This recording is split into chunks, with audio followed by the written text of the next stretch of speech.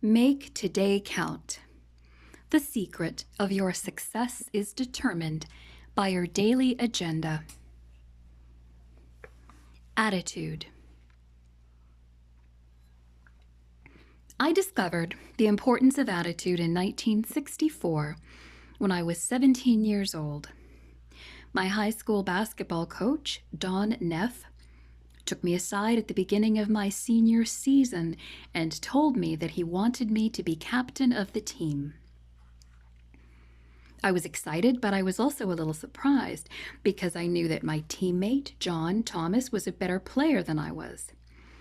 But then Coach Neff said something that explained it.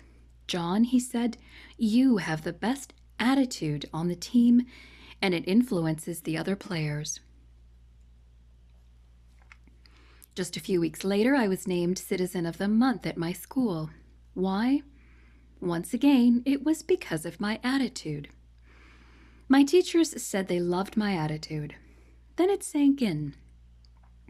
My attitude was making a difference in my life, and it was making an impact on the people around me. That's when I made my attitude decision.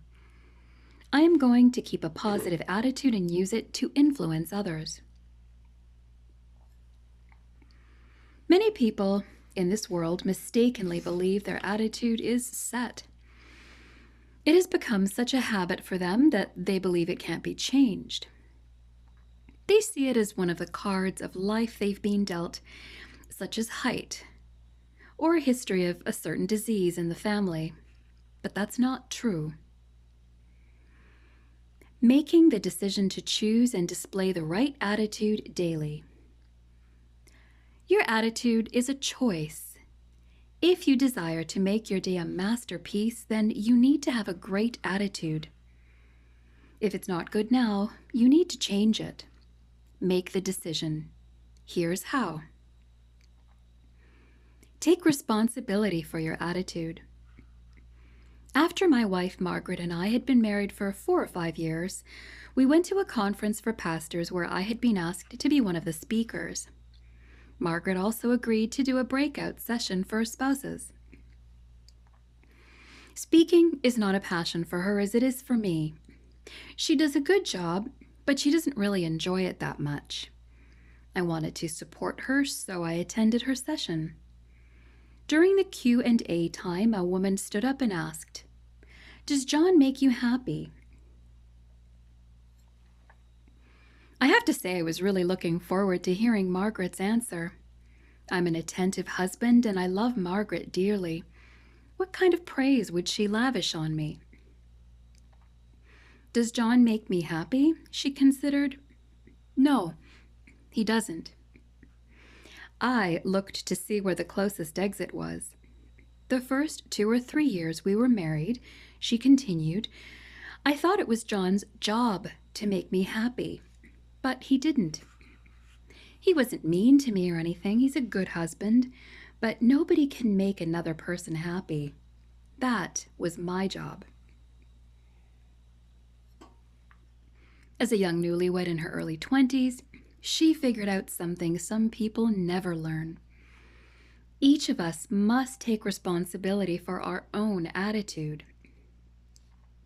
If you want today to be a good day, you need to change the way you look at it and take charge of your attitude. Decide to change your bad attitude areas. I've read the Peanuts comic strip for years, and I've always been a big fan. I recall one strip in which Lucy announces, "Boy, do I feel crabby." Her little brother Linus, always anxious to relieve tension at home, responds, "Maybe I can be of help. Why don't you just take my place here in front of the television while I go and fix you a nice snack?" Sometimes we all need a little pampering to help us feel better. Then Linus brings her a sandwich, a few chocolate chip cookies, and some milk. "Now, is there anything else that I can get you?" he asks. "Is there anything I have not thought of?" "Yes, there's one thing you haven't thought of," Lucy answers, and then she suddenly screams, "I don't want to feel better." For the many years the late Charles Schultz drew peanuts. That always seemed to be one of Lucy's problems. She didn't want to change in the areas where she had a bad attitude, and she had a lot of them. Many people are like her. I mentioned that there are things in your life that you cannot choose, such as your parents, where you were born, your race, etc. But your attitude is something you can change. Ask just about everybody, and they will tell you that they, if they're honest, have at least a few areas in their thinking that could use some help. If you want to have a better day, then you need to go after those areas. Think, act, talk, and conduct yourself like the person you want to become. If you've been to any kind of class reunion 10 or more years after graduation, then you've probably been surprised by the transformation of one of your former classmates, the misfit who became a famous lawyer, the plain Jane who blossomed into a movie star, or the geek who founded a major corporation. How do such transformations occur? Those people changed how they thought of themselves. You saw them as they were, or how you thought they were. They saw themselves as they could be. Then they learned to act like and acquire the skills of the people they wanted to be. The transformation usually takes time. Often it's barely noticeable to those who see them every day, just as parents don't see changes in babies the way others do. But to someone who hasn't seen them in 10, 20, or 30 years, the transformation seems miraculous, like a butterfly from a caterpillar. If you desire to change yourself, then start with your mind. Believe that you can improve, that you can change into the person you desire to be. Ralph Waldo Emerson said, "What lies behind us and what lies before us are tiny matters compared to what lies within us." If your thinking changes, then everything else can follow. Place a high value on people. One of the secrets of maintaining a good attitude is valuing people. You can't dislike people and have a good attitude at the same time. Think about it. Have you ever met anyone who always treated people badly but had a positive attitude? Likewise, you cannot have a bad attitude and encourage others at the same time. Encouraging others means helping people, looking for the best in them and trying to bring out their positive qualities. That process drives negative thoughts right out of your head.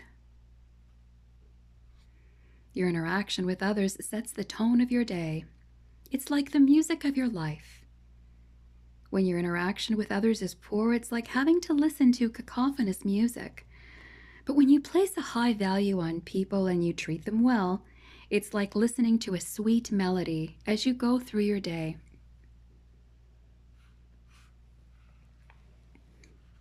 Develop a high appreciation for life. Have you ever known people who complain about everything? Their soup is too hot. Their bed is too cold. Their vacation is too short. Their pay is too low. You sit side by side with them at a magnificent banquet, and while you enjoy every morsel, they tell you what's wrong with each and every dish. Such people don't appreciate life no matter how good it gets. A friend emailed to me the story of a very, quote-unquote, together and independent 92-year-old lady who was moving into a nursing home. Since she was legally blind and her husband of 70 years had passed away, the move was her only option. She waited in the lobby of the facility for a long time before finally being told that her room was ready. As she was escorted down the corridor, her attendant described the room down to the curtains hung on the windows. "I love it," the elderly lady enthused. "But you haven't even seen the room yet. Just wait. The attendant responded. That doesn't have anything to do with it, she replied. Happiness is something you decide on ahead of time. Whether I like my room or not doesn't depend on how the furniture is arranged. It's how I arrange my mind. Appreciation isn't a matter of taste or sophistication. It's a matter of perspective.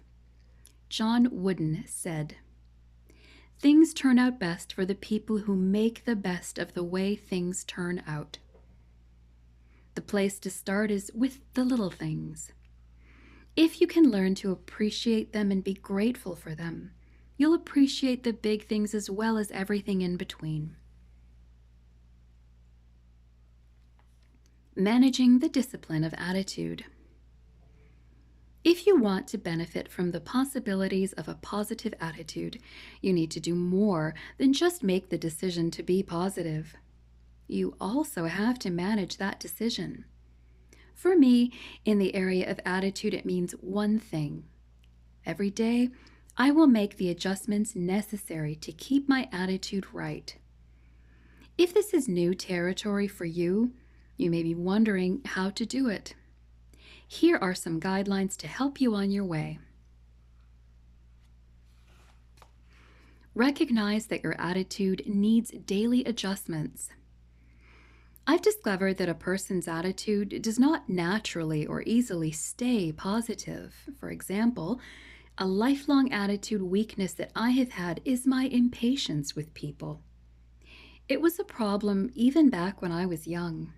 In school, when the teacher set aside a day to review before the final exam, I got dirty looks when I asked, if we got it the first time, do we still have to come for the review? And I still fight impatience. Every day I ask myself, have I been impatient with someone? When I have, I apologize to the person. I've had to do that more times than I'd like to admit. Like any discipline, your attitude will not take care of itself. That's why it needs to be attended to daily. The stronger your natural inclination to be pessimistic or critical, the more attention your attitude will need. Begin each day with an attitude check. And watch for red flags signaling that your attitude might be in trouble. Find something positive in everything. Not long ago, I came across a prayer that I thought was wonderful.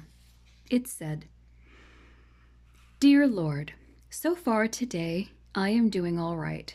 I have not gossiped, lost my temper, been greedy, grumpy, nasty, selfish, or self-indulgent. I have not whined, cursed, or eaten any chocolate. However, I am going to get out of bed in a few minutes, and I will need a lot more help after that. Amen." It may not always be easy, but if you try hard enough, you can find something good, even in the midst of difficult situations. In Laugh Again, my friend Chuck Swindoll explains that when Mother Teresa was asked the requirements for people assisting in her work with the destitute in Calcutta, she cited two things: the desire to work hard and a joyful attitude. If someone could be expected to be joyful among the dying and the poorest of the poor, then certainly we can do the same in our situation. Find someone positive in every situation. Nothing helps a person to remain positive like having an ally. The world is filled with negative people. In fact, they often flock together. But positive people are everywhere too. You'll often find them soaring above the negative people, like eagles. When you do seek them out, if you're having a hard time, get close and draft behind them the way racers do. If they're having difficulty, you be the one to go out front and make things easier.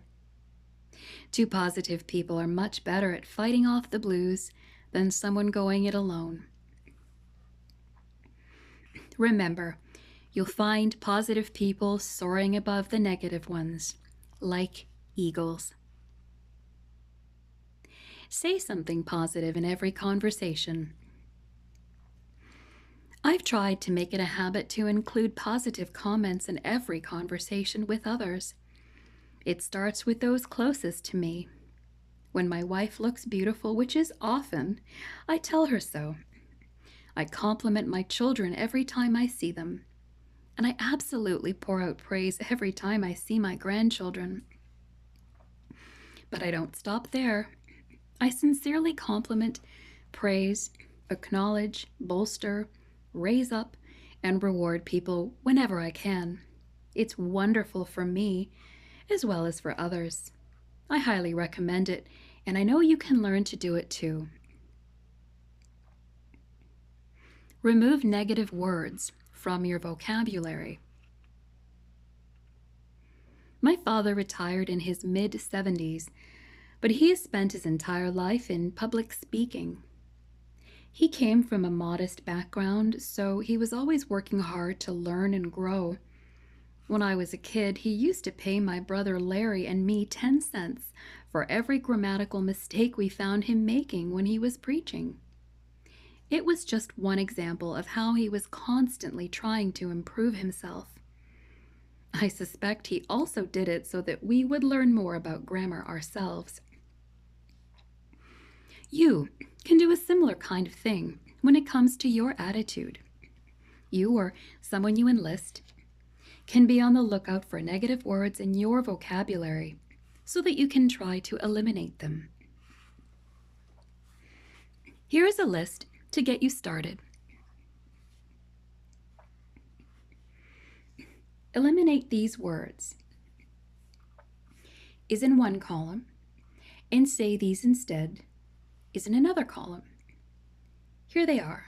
Replace I can't with I can. Replace if only with I will. Replace I don't think with I know.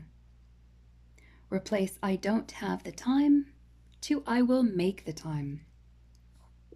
Replace maybe with absolutely. Replace I'm afraid with I'm confident. Replace I don't believe with I'm sure. If you continually look for and embrace the positive and eliminate the negative, you'll help yourself to begin thinking more positively every day. Express gratitude to others daily. Of all the virtues, gratitude seems to be the least expressed. How often do people go out of their way to thank you? How often do you receive a thank you note when you gave a gift? More importantly, how often do you extend your thanks to others? In our culture of plenty, we tend to take things for granted. A few years ago, Oprah Winfrey encouraged her millions of television viewers to keep a gratitude journal to help them appreciate life.